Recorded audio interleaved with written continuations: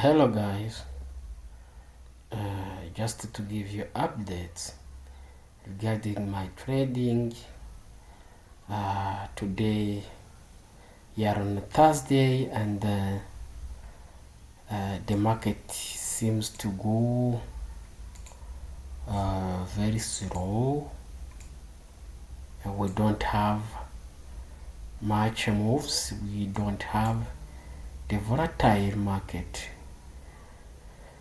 These spots you are seeing here, there are related to the trade, my previous trade really, and it was closed last night around 20 and 54 minutes. Was the exit point,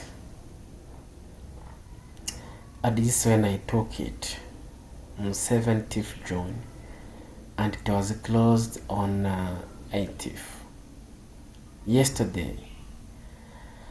Guys, now what I want to talk about is seems like I'm not taking a trade now because I don't see anything in a price action which correspond to my entry criteria. But I can say if I would be around last night, I would have taken a trade, but it is not on my plan to spend nights trading. No, I have limited time to trade. I trade in London session or in New York session, depending on my availability, because we have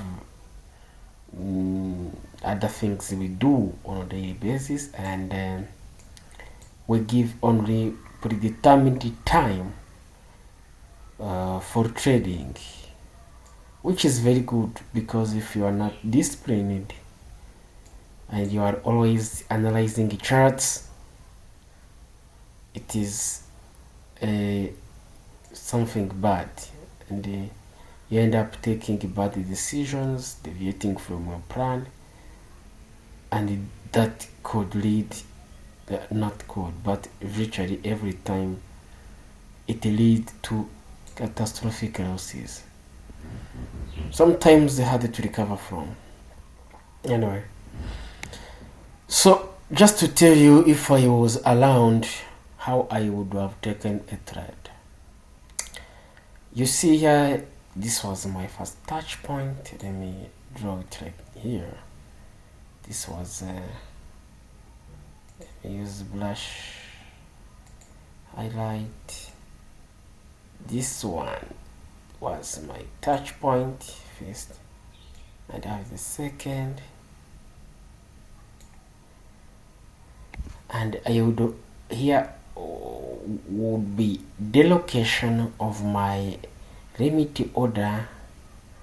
It would be like here, and if my limit order was here, let me imagine it putting it here, and I would have taken a long position. For example, I take this, but I can't click buy because this line can fall in the direction of my price here, and I don't want to be in a trade. I don't want to enter a trade on a random basis.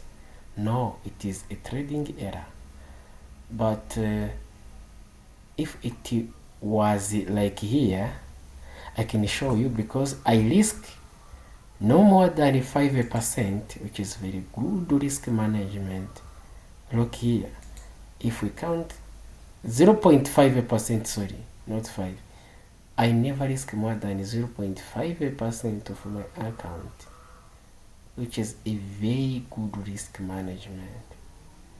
Look, so it would be a winning trade, because I wouldn't have been stopped out, and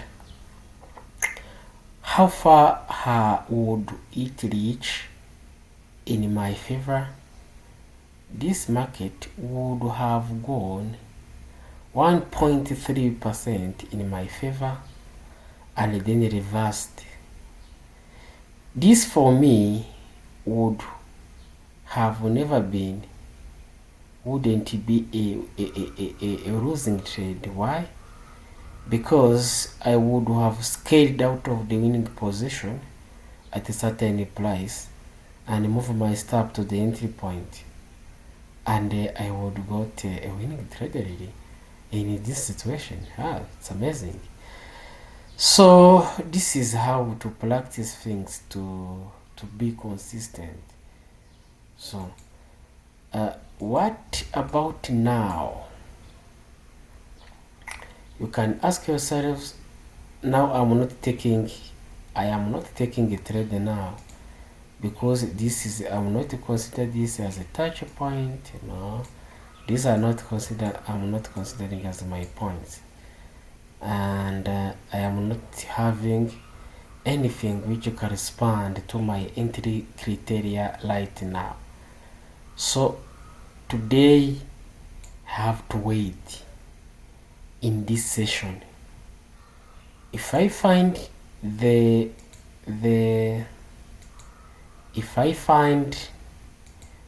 or if my entry criteria exist in the market, I will put on the trade. If it doesn't, it's alright, I go. But most of the traders, the typical traders, most of the time, they will chase the market. They will move from one place, from one instrument to others, more, 2, 3, 4, forcing to have signals, jumping the guns. Guys, it is very disastrous thing to do. To jump the gun, it is a disastrous thing to do. And there are some trading errors, guys. Maybe I have to do a video on them and explain all the psychological dynamics behind them. Those trading errors that always prevent people to get consistent results. Like to jump the gun when the signal to get into the trade is not really developed. But you say, oh, the signal is quite there yet. And you get in, and you never get the signal. That is a trading error, guys.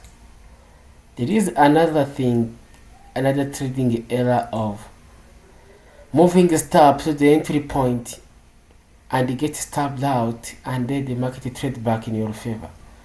We have put a stop, and you haven't really truly accepted the risk, and when the price is retracing maybe to 1/3 of your to the direction of stop, then you have a fear, you move it and you get stopped out, and then the market reverse and trade back in your favor, and what would be a winning trade, you yourself have turned it into a losing trade. That is another trading error we look about and understand what are the psychological dynamics behind them and how to fix it. There is another trading error of having a winning trade, where you are in a winning trade, but unfortunately a winning trade turns out into a losing trade for you without having taken any profit. Very shameful. This is another trading error, guys, and we will see all psychological dynamics behind that error. But you understand it if you, for one of the solution you will see, can scaling out of the winning position can be one of the solution to that, because as I always say, when we are in the market, we never know for sure how far the market will go in our favor. And you can understand that they are unrealistic expectations to those traders who constantly face those challenges.